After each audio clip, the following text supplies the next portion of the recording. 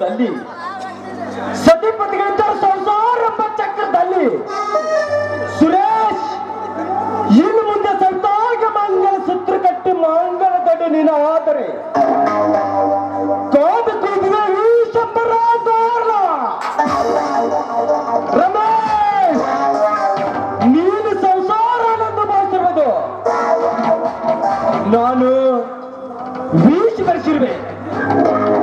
ನಿನ್ನ ಸತೀಶ್ ಪೂರ್ತಿ ಪಟಲ್ಗೆ ಸೂರ್ಯನ ಸಮಾಲನ್ನು ಹಣಿದು ನನ್ನ ಕಾರಸ್ಥಾನದ ಜಾಣಿನಿಂದ ಭದ್ರವಾದ ಬುನಾದಿ ಹಾಕಿ ಪ್ರೇಮೆಂಬ ಮನೆ ಕಟ್ಟಿರುವೆ. ಇನ್ನು ಮುಂದೆ ನೋಡ್ಕೋ ರಥದಲ್ಲಿ ಛಳಕ ಉದ್ಬಾರ್ದು.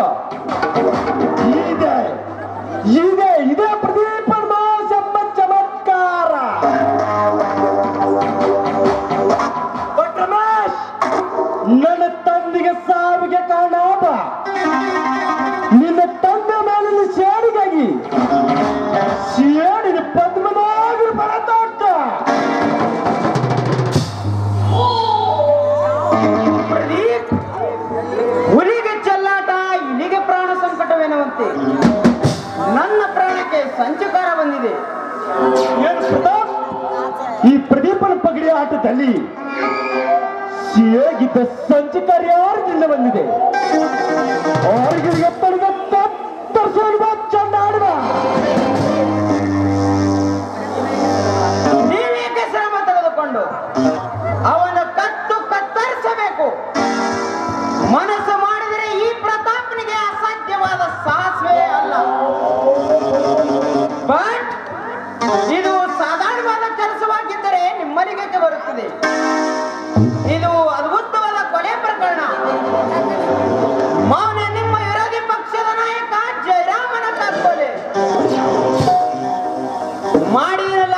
ಆ ಕೇಸಿಗೆ 3 ತೀರ್ಪು ನೀಡಲು ಜಯರಾಮನ ಸತಿ ಇನ್ಸ್ಪೆಕ್ಟರ್ ಅಶೋಕರ ಮುಂದೆ ನನ್ನ ಮೇಲೆ ಕಂಪ್ಲೇಂಟ್ ಕೊಟ್ಟಿದ್ದಾಳೆ. ಪ್ರತಿಯೊಂದಿಗೂ ಸತಿಯನ್ನು ಕೊಂದಿದ್ರೆ ಈ ಕೇಸು ಎಷ್ಟು ಮುಂದುವರಿಯುತ್ತಿದೆಯಲ್ಲ.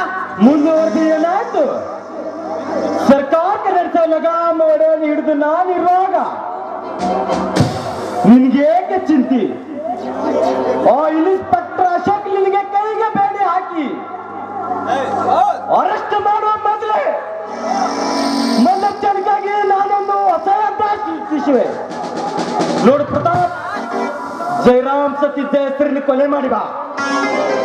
ನಿನಗೆ ಇನ್ಸ್ಪೆಕ್ಟರ್ ನೌಕರಿ ಕೊಡಿಸೋದಕ್ಕೆ ಮುಖ್ಯಮಂತ್ರಿ ಹತ್ರ ಮಾತನಾಡೋಣ. ನಾಈಗ ನೀನು ನೌಕರಿಗೆ ಜಾಯ್ನ್ ಆಗುವಂತೆ. ಹೇಗಿದೆ ನನ್ನ ಹೊಸ ಅಧ್ಯಾಯ? ಪ್ರದೀಪ್, ನನಗೆ ಇನ್ಸ್ಪೆಕ್ಟರ್ ನೌಕರಿ ಕೊಡಿಸಿದ್ದರೆ ನನ್ನ ಆತ್ಮೀಯ ಸ್ನೇಹಿತೆ ಸಹಾಯ ನಾನು ಎಂದಿಗೂ ಮರೆಯಲಾರೆ. ನಾನು ಎಮ್ಎಲ್ಎ ಆಗಿ ಚುನಾವಣೆಯಲ್ಲಿ ಆರ್ಚಿ ಬಂದಿರೋದು ನಿನ್ನ ಸಹಾಯದಿಂದ. ನಿನ್ನ ಸಹಾಯಕ್ಕೆ ನಾನು ಬೆಳವಣಿಗೆ ಇನ್ಸ್ಪೆಕ್ಟರ್ ನೌಕರಿ ಕೊಡಿಸ್ತೇನೆ. ನಡೆ ನಡೆ, ಮನೆಗೆ ಹೋಗೋಣ.